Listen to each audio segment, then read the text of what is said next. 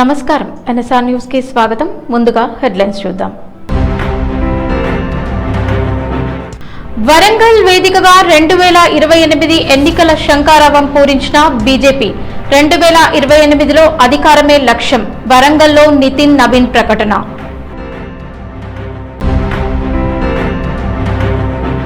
రైతు ఆశీర్వాద సభ కాదు, రైతు వంచన సభ పెట్టుకో. సీఎం రేవంత్ పై హరీష్ రావు ఘాటు విమర్శలు.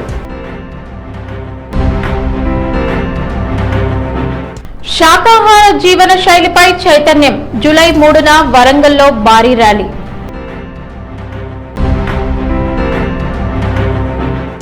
నల్గొండను కాంగ్రెస్ ఎండబెట్టింది. కేసీఆర్ బంగారు కొండగా మార్చారు. నల్గొండ అభివృద్ధిపై రాకేష్ రెడ్డి ఘాటు వ్యాఖ్యలు.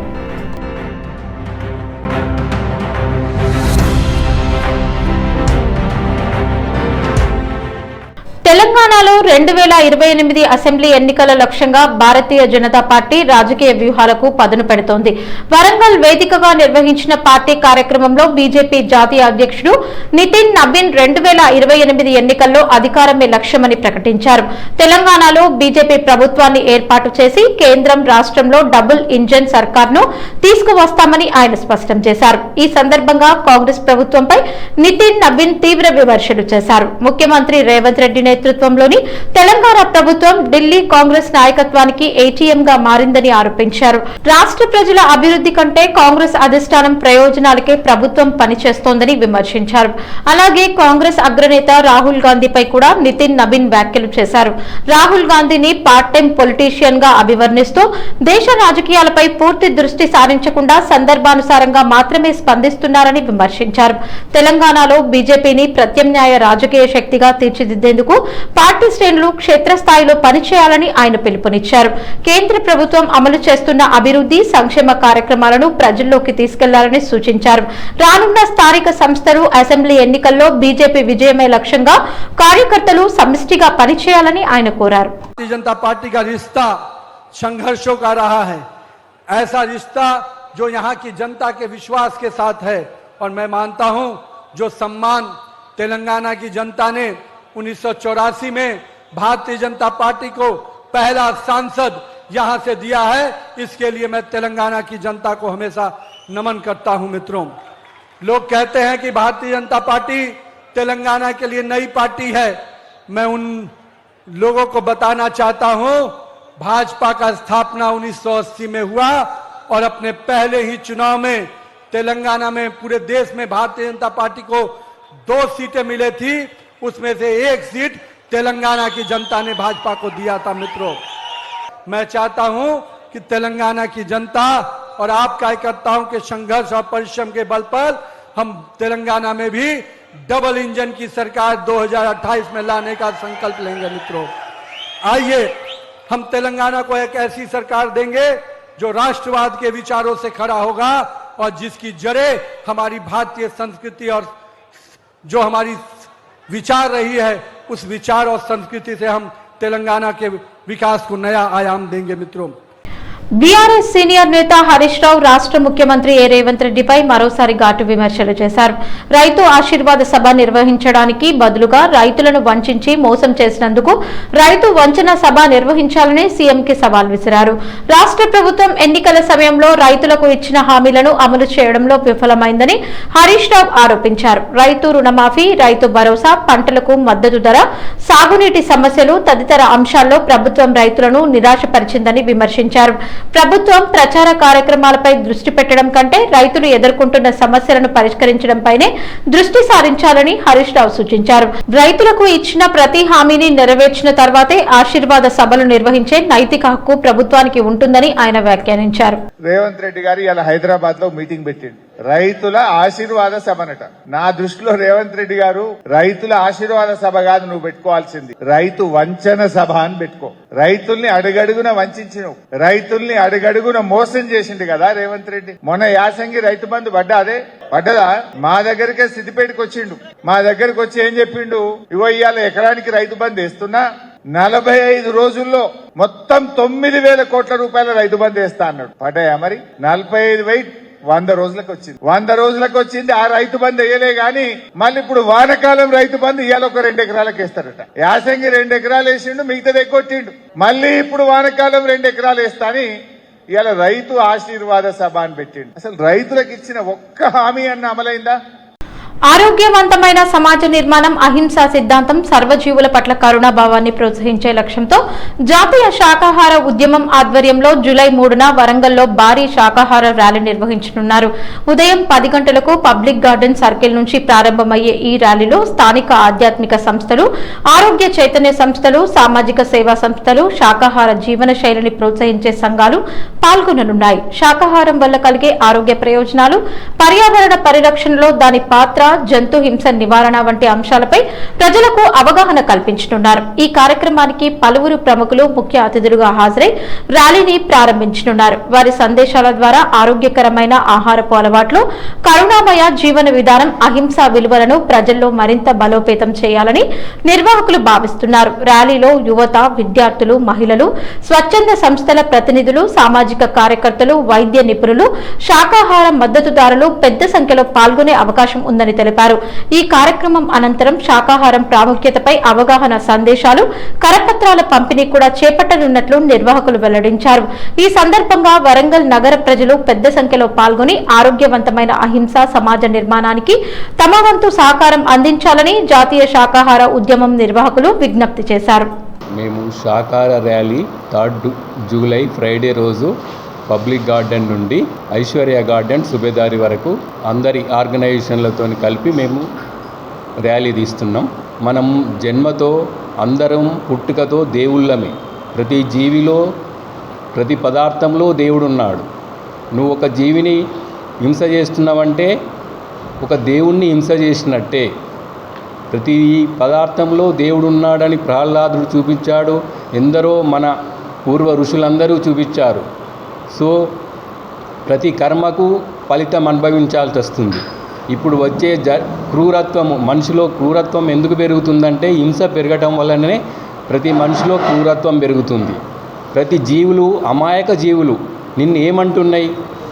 నీవు ప్రతి మనిషి అన్న వాళ్ళు అన్ని జీవులకు నువ్వు సహకారం చేయాలి, సహాయం చేయాలి. అంతేగాని ఏ జీవిని చంపే తినే హక్కు ఎవరికి లేదు. దానికి ప్రతిఫలంగా కర్మ అనుభవించాల్సి వస్తుంది. కాబట్టి ప్రతి ఒక్కరూ శాకాహారిగా మారినప్పుడే ఈ ప్రపంచం శాంతి వర్ధిల్లుతుంది. శాకాహార సమ్మె ర్యాలీ ఎందుకు చేస్తున్నామంటే రాబోయే తరానికి, అంటే కొన్ని సంవత్సరాలతో ఎలాగైతే మనకి పాండమిక్ వచ్చిందో 2020లో, ఇక ముందు రాబోయేది నాన్ వెజిటేరియన్ వస్తువు అనేది ఇంటర్నేషనల్ ఆర్గనైజేషన్ చాలా క్లియర్గా ప్రకటించింది, WHO. సో నాన్ వెజిటేరియన్ వాడకం వల్ల పెద్ద పాండమిక్ రాబోతుంది దీంట్లో. సో దాన్ని తగ్గించుకోవడం ఎలా అనే విషయంలో ప్రపంచ దేశాలన్నీ కూడా ఎంతో ప్రయత్నం చేస్తున్నాయి. దాంట్లో ముఖ్యంగా మనం ఎక్కువగా నాన్ వెజ్ తినే విషయాలు ఇటు చైనా వైపు కానీ లేకపోతే మిడిల్ ఈస్ట్ ఉంది, ముస్లిం కంట్రీస్, ఇక్కడ చాలా నాన్ వెజ్ తింటారు. వాళ్ళు ఏం చేస్తారంటే ఫ్యాక్టరీలు, ఇప్పుడు నాన్ వెజ్ ఇంతకుముందు పురాతన మన తాతలు తినేదానికి ఇప్పుడు చాలా తేడా ఉంది. సో వెగాన్ అనే కల్చర్ చాలా ప్రమోట్ అవుతుంది. అలానే ఒకవేళ తప్పదు మేము నాన్ వెజ్ లాంటివి తినాలని వాళ్ళకి ల్యాబ్లో కూడా తయారవుతుంది. కాబట్టి రాబోయే పాండమిక్ దృష్టిలో ఉంచుకొని ఈ వెజిటేరియన్ని బాగా ప్రమోట్ చేయాలి అని మనము అందరు సంకల్పించాము. దాంట్లో ఆధ్యాత్మిక మిత్రులు, మన భారతీయ సంస్కృతి చూసినా సరే మన వెజిటేరియన్ గురించి చాలా గట్టిగా చెప్పడం జరిగింది. మనం తినే ఆహారమే మనని తయారు చేస్తుంది. కాబట్టి వీలైనంతవరకు మీడియా మిత్రులందరూ కూడా మీరు కూడా వెజిటేరియన్ కన్వర్ట్ అవ్వాలని, స్లోగా ఒక రోజులో అవ్వకపోవచ్చు, దీన్ని మీరు కూడా ప్రమోట్ చేయాలని నేను కోరుకుంటున్నాను. 3వ తారీఖు ర్యాలీకి మిత్రులందరూ వచ్చి మీ వైపు నుంచి సహకారం అందిస్తే రాబోయే పాండమిక్లో మనం చాలామంది రక్షించే వాళ్ళు అవుతాం. ప్రణామాలు. మరి ఈ జూలై 3వ తారీఖున పొద్దున 10 గంటల నుంచి 1 గంట వరకు మరి ఇది ఐశ్వర్య గార్డెన్ వరకు ర్యాలీ జరుగుతుంది.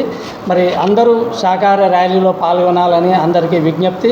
మరి ప్రతి జీవి పట్ల ప్రేమ కలిగి ఉన్నటువంటి ప్రతి వ్యక్తులు, ప్రతి ఆర్గనైజేషన్ నుండి అందరూ కూడా ఈ కార్యక్రమాన్ని పాల్గొని విజయవంతం చేయాలని అన్ని సంస్థలకు, అన్ని ఆధ్యాత్మిక సంస్థలకు విన్నతి చెప్తున్నాను. నల్గొండ జిల్లా అభివృద్ధి అంశంపై బీఆర్ఎస్ నాయకుడు రాకేష్ రెడ్డి కాంగ్రెస్ ప్రభుత్వంపై తీవ్ర విమర్శలు చేశారు. దశాబ్దాల పాటు కాంగ్రెస్ పాలనలో నల్గొండ జిల్లా నిర్లక్ష్యానికి గురైందని, తాగునీరు, సాగునీరు, మౌలిక సదుపాయాల కల్పనలో ప్రజలు తీవ్ర ఇబ్బందులు ఎదుర్కొన్నారని ఆరోపించారు.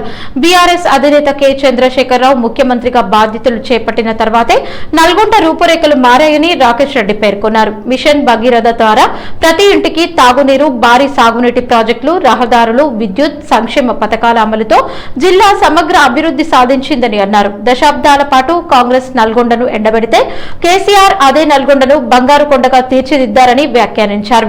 కాంగ్రెస్ ప్రభుత్వం ప్రజలకు ఇచ్చిన హామీలను అమలు చేయడంలో విఫలమైందని, ఎన్నికల హామీలు కేవలం మాటలకే పరిమితమయ్యాయని ఆరోపించారు. ప్రజలు అభివృద్ధిని, పాలనలో తేడాను స్పష్టంగా గమనిస్తున్నారని, బీఆర్ఎస్ హయాంలో చేపట్టిన అభివృద్ధి పనులే ఇందుకు నిదర్శనమని రాకేష్ రెడ్డి అన్నారు. ఈయన వచ్చినాకనే మొత్తం నల్గొండలో ఉన్నటువంటి ఫ్లోరైడ్ అంతా ఆగిపోయినట్టు, ఈయన వచ్చినాకనే నల్గొండకు నీళ్లు వచ్చినట్టు, ఈయన వచ్చినాకనే మొత్తం తెలంగాణ అంతా నీళ్లు వారిచ్చినట్టు మాట్లాడుతున్నాం. మీరు దశాబ్దాల పాటు నల్గొండను ఎండబెడితే ఆ నల్లగొండను బంగారు కొండగా మార్చింది కేసీఆర్ గారి ప్రభుత్వం కాదా అని అడుగుతున్నా. ఒకనాడు తెలంగాణ అంటే బొంబాయి, బొగ్గుబాయి, దుబాయి బతుకులు, అన్నమో రామచంద్ర అని మొత్తుకున్నటువంటి నేపథ్యం. తెలంగాణ అంటే ఆత్మహత్యలు, తెలంగాణ అంటే కరువు, తెలంగాణ అంటే కష్టాలు. ఇలాంటి తెలంగాణ ఈరోజు బీడుబడ్డ తెలంగాణ, ఆకలి కేకల తెలంగాణ ఎట్లా పచ్చబెడ్డది, ఎట్లా అన్నపూర్ణ తెలంగాణ అయింది? నువ్వు 2.5 ఏళ్ళు కాలే వచ్చి నువ్వు మొత్తం వారిస్తేనే నల్గొండ అంతా వారిందా, తెలంగాణ అంతా వారిందా? సిగ్గుండాల. నల్గొండలో ఫ్లోరైడ్ సమస్యను రూపుమాపింది కేసీఆర్ గారు, ఇది వాస్తవం. ఫ్లోరైడ్ సమస్య లేకుండా చేసింది కేసీఆర్ గారు. అనేక ప్రాజెక్టులు కట్టి నీళ్లు తీసుకొచ్చింది కేసీఆర్ గారు. ఎక్కడో కాళేశ్వరం ప్రాజెక్టు కడితే అక్కడి నుంచి ఖమ్మం జిల్లాకు కూడా నీళ్లు తీసుకొచ్చింది. సీతారామ ప్రాజెక్టు కట్టించి ఇలా ఎన్నో ప్రాజెక్టుల నిర్మాణం చేసింది కేసీఆర్ గారు. అయితే ఈయన ఈరోజు ఇష్టం వచ్చినట్టుగా మాట్లాడతారు. వరంగల్లో మంత్రి కొండా సురేఖ నివాసం వద్ద మున్సిపల్ కార్మికులు నిరసన చేపట్టారు. ప్రభుత్వం ఇచ్చిన హామీ మేరకు నెలకు 26,000 కనీస వేతనాన్ని వెంటనే అమలు చేయాలని డిమాండ్ చేస్తూ కార్మికులు ఆందోళనకు దిగారు. మంత్రి నివాసాన్ని ముట్టడించేందుకు ప్రయత్నించిన కార్మికులు నినాదాలు చేస్తూ తమ డిమాండ్లను నెరవేర్చాలని కోరారు. ఎన్నికల సమయంలో ఇచ్చిన హామీలను ప్రభుత్వం అమలు చేయాలని వారు డిమాండ్ చేశారు. సమాచారం అందుకున్న పోలీసులు ఘటనా స్థలికి చేరుకుని పరిస్థితిని అదుపులోకి తీసుకువచ్చారు. కార్మికుల ఆందోళనతో కొద్దిసేపు ఉద్రిక్త పరిస్థితులు నెలకొన్నాయి. కార్మిక సంఘాల ప్రతినిధులు తమ డిమాండ్లు నెరవేరే వరకు పోరాటం కొనసాగుతుందని హెచ్చరించారు. నగరపాలక సంస్థలో పనిచేస్తున్నటువంటి మున్సిపల్ కార్మికులకి కనీస వేతనం 26,000 రూపాయలు పెంచాలని, అదేవిధంగా వాళ్ళందరినీ కూడా పర్మనెంట్ చేయాలని డిమాండ్ చేస్తూ గత 2.5 సంవత్సరాలుగా రాష్ట్ర ప్రభుత్వానికి వినతి పత్రాలు ఇచ్చి హైదరాబాద్ లో ధర్నాలు చేసి ఇక్కడ కూడా అనేక పోరాటాలు చేసి ఈ రోజు హన్మకొండలోని మంత్రి కొండా సురేఖ గారి ఇల్లు ముట్టడి కార్యక్రమాన్ని చేయడం జరిగింది. ఈ ప్రభుత్వానికి కార్మికుల మీద ముఖ్యమంత్రి గారికి చిత్తశుద్ధి లేదు కాబట్టే ఈ రోజు ఈ కార్మికులు పట్టించుకోవట్లేదు. మీరు గనక వేతనాల్ని పెంచకపోతే, క్రమబద్ధీకరించకపోతే రాబోయేటువంటి అసెంబ్లీ సమావేశాలలో అసెంబ్లీని ముట్టడిస్తాం. గత ప్రభుత్వం కేసీఆర్ గారికి ఏదైతే గతి పట్టిందో ఈ కార్మికుల్ని కూడా మీరు పక్కన పెడితే మీకు కూడా అదే గతి పడుతుందని నేను హెచ్చరిస్తా ఉన్నా. కేంద్రంలో నరేంద్ర మోదీ నాయకత్వంలోని ప్రభుత్వం వరంగల్ నగర సర్వతోముఖాభివృద్ధికి కట్టుబడి ఉందని కేంద్ర బొగ్గు గనుల శాఖ మంత్రి జి కిషన్ రెడ్డి తెలిపారు. వరంగల్ అభివృద్ధి కోసం సుమారు 17,000 కోట్లతో పలు కీలక మౌలిక వసతుల ప్రాజెక్టులను చేపట్టినట్లు పేర్కొన్నారు. వరంగల్, కాజీపేట, మహబూబాబాద్ రైల్వే స్టేషన్ల ఆధునీకరణతో పాటు 2,909 కోట్లతో కాజీపేట, బల్లార్షా, కాజీపేట టు విజయవాడ 3వ రైల్వే లైన్ పనులను వేగవంతం చేశామని చెప్పారు. దక్షిణ భారతదేశంలోనే ఏకైక రైల్వే మ్యానుఫ్యాక్చరింగ్ యూనిట్ ని వరంగల్లో ఏర్పాటు చేశామని, అది వచ్చే ఏడాది ప్రారంభం కానుందని వెల్లడించారు. అలాగే వరంగల్ ఎయిర్పోర్ట్ పనులు కూడా వచ్చే ఏడాది ప్రారంభమవుతాయని, రైల్వే టెర్మినల్ నిర్మాణానికి వచ్చే నెల 31న టెండర్లు పిలవనున్నట్లు తెలిపారు. వరంగల్ హైదరాబాద్ సిమెంట్ జాతీయ రహదారిని 1,900 కోట్లతో నిర్మించి ప్రాంతీయ అనుసంధానాన్ని మెరుగుపరిచామని కిషన్ రెడ్డి పేర్కొన్నారు. సాంస్కృతిక వారసత్వ పరిరక్షణలో భాగంగా రామప్ప దేవాలయంకి యునెస్కో ప్రపంచ వారసత్వ గుర్తింపు రావడంలో కేంద్ర ప్రభుత్వ కృషి ఉందని, అలాగే 1000 స్తంభాల గుడి కళ్యాణ మండపం పునర్నిర్మాణం కూడా మోదీ ప్రభుత్వ హయాంలో జరిగిందని తెలిపారు. వరంగల్ సమగ్రాభివృద్ధి కోసం కేంద్ర ప్రభుత్వం బీజేపీ నిరంతరం కృషి చేస్తుందని కిషన్ రెడ్డి పేర్కొన్నారు. ఈ యొక్క రైల్వే టెర్మినల్ పనులు టెండర్ వేయబోతున్నామనే విషయాన్ని సందర్భంగా మనం చేస్తున్నాం. మొదటి ఫ్లైట్ ఏదైనా వస్తుందో ఆ ఫ్లైట్ లో నేను కూడా ఒకరిగా ఉంటానని చెప్పి ఈ సందర్భంగా మనం చేస్తా ఉన్నాను. అంతేకాదు ఈ రోజు హైదరాబాద్ నుంచి వరంగల్ నుంచి కరీంనగర్ జాతీయ రహదారు, ఈ దక్షిణ భారతదేశంలో ఎక్కడైనా నేషనల్ హైవే సిమెంట్ తో వేశారంటే అది వరంగల్ టు హైదరాబాద్ 1900 కోట్ల రూపాయలతోటి సిమెంట్ జాతీయ రహదారి ఈ గడ్డ కోసం మోడీ గారు ఇచ్చారని మనం చేస్తా ఉన్నాను. అంతేకాదు 1000 స్తంభాల గుడి మీరందరూ చూసుంటారు, లేకపోతే మీటింగ్ అయినాక వెళ్ళి చూడండి. మెయిన్ గుడి తర్వాత అక్కడ 1000 స్తంభాలు లేకుండే, సగం స్తంభాలే ఉండేది. కానీ 50 స్తంభాలతో ఉన్నటువంటి మంటపము 40 సంవత్సరాల క్రితం నుంచి లేదు.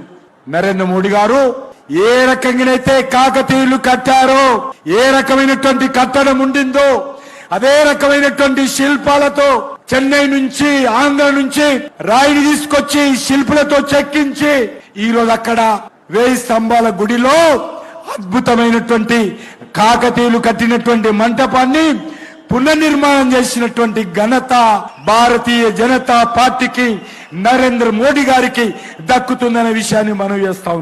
జొన్నల కొనుగోళ్లను వెంటనే ప్రారంభించి రైతులకు గిట్టుబాటు కల్పించాలని డిమాండ్ చేస్తూ రామాయంపేట రైతులతో కలిసి బీఆర్ఎస్ నాయకులు కలెక్టరేట్ ఎదుట ధర్నా నిర్వహించారు. దంతపల్లి, కాట్రియల్, పర్వతాపూర్, కిషన్ జామ్లా తండా గ్రామాలకు చెందిన రైతులు పెద్ద సంఖ్యలో ఆందోళనలో పాల్గొన్నారు. ఇప్పటికే జొన్న పట్ట కోసి మార్కెటింగ్ కోసం సిద్ధంగా ఉంచినా ప్రభుత్వం కొనుగోలు కేంద్రాలు ప్రారంభించకపోవడంతో తీవ్ర ఇబ్బందులు ఎదుర్కొంటున్నామని రైతులు ఆవేదన వ్యక్తం చేశారు.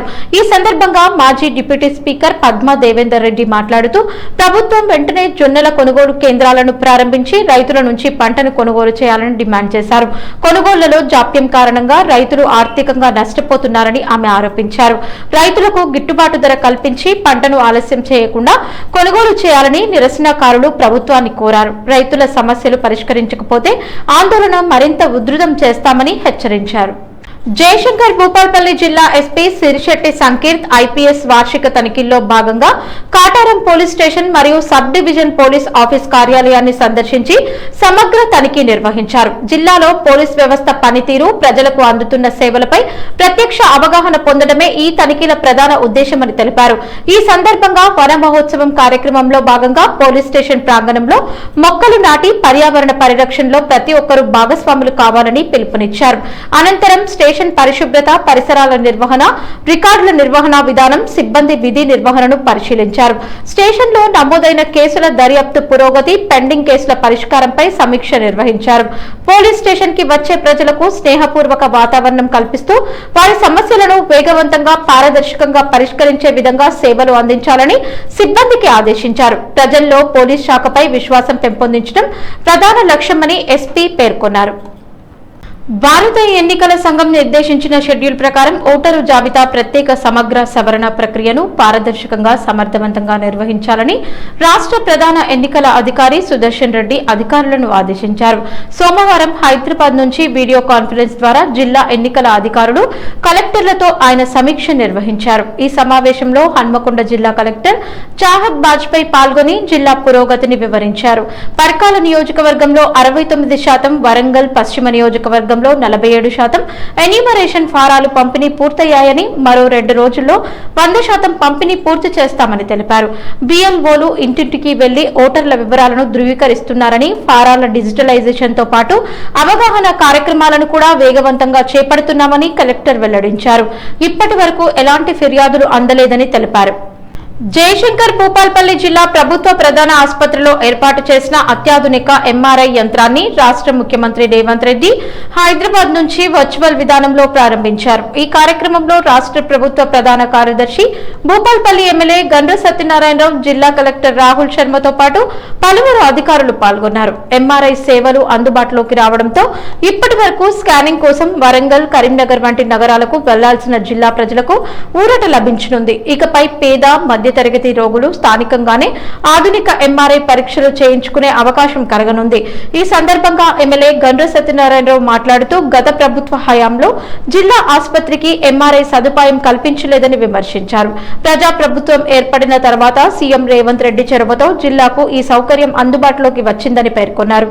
కార్యక్రమంలో డిఎంహెచ్ఓ ఆసుపత్రి సూపరింటెండెంట్, వైద్యాధికారులు, సిబ్బంది, ప్రజాప్రతినిధులు పాల్గొన్నారు. తెలంగాణ రాష్ట్ర నూతన ప్రధాన కార్యదర్శిగా బాధ్యతలు చేపట్టనున్న సంజయ్ జాజు ముఖ్యమంత్రి రేవంత్ రెడ్డిని మర్యాదపూర్వకంగా కలిశారు. హైదరాబాద్ లోని ఎంసీఆర్ హెచ్ఆర్డి ఇన్స్టిట్యూట్ లోని బోధి పెవిలియన్ లో ఈ సమావేశం జరిగింది. ఈ సందర్భంగా రాష్ట్ర పరిపాలన, అభివృద్ధి కార్యక్రమాల అమలు, ప్రభుత్వ ప్రాధాన్య అంశాలపై సంక్షిప్తంగా చర్చించినట్లు అధికార వర్గాలు తెలిపాయి.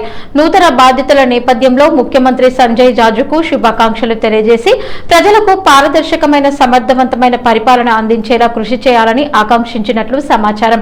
ఈ సమావేశంలో ప్రస్తుత ప్రధాన కార్యదర్శి, ప్రభుత్వ సలహాదారు, ముఖ్యమంత్రి ఎక్స్ అఫీషియో స్పెషల్ చీఫ్ సెక్రటరీగా నియమితులైన కె రామకృష్ణారావు కూడా పాల్గొన్నారు. నూతన ప్రధాన కార్యదర్శి బాధ్యతల స్వీకరణతో రాష్ట్ర పరిపాలనా వ్యవస్థ మరింత వేగవంతంగా పనిచేస్తుందని ప్రభుత్వం ఆశాభావం వ్యక్తం చేస్తోంది. వార్తలు ముగించే ముందు హెడ్లైన్స్ మరోసారి. వరంగల్ వేదికగా 2028 ఎన్నికల శంఖారావం పూరించిన బీజేపీ. 2028లో అధికారమే లక్ష్యం. వరంగల్లో నితిన్ నవీన్ ప్రకటన.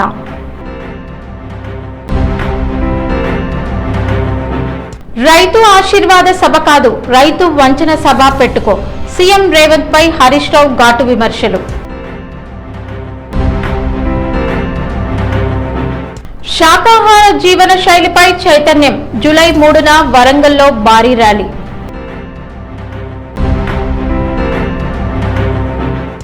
నల్గొండను కాంగ్రెస్ ఎండబెట్టింది. కేసీఆర్ బంగారు కొండగా మార్చారు. నల్గొండ అభివృద్ధిపై రాకేష్ రెడ్డి ఘాటు వ్యాఖ్యలు. ఈ వార్తలు ఇంతటితో సమాప్తం. నమస్కారం.